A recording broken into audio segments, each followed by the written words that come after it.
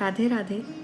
पूरब दिशा बिलो की प्रभु, देखा उदित मयंक, कहत सबहि देखहु ससहि, मृगपति सरस असंक।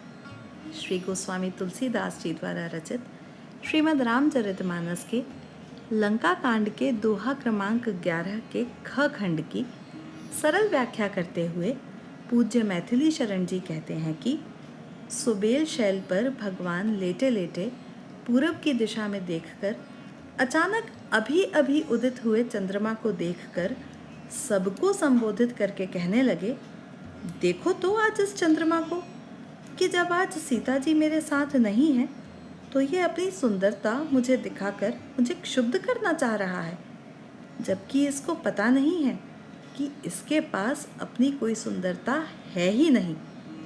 पर शायद ये यह सोचकर आज इतना इठला रहा है कि जैसे इसको लग रहा है कि मेरा और इसका समय सर्वदा एक जैसा रहेगा। जय श्री राम।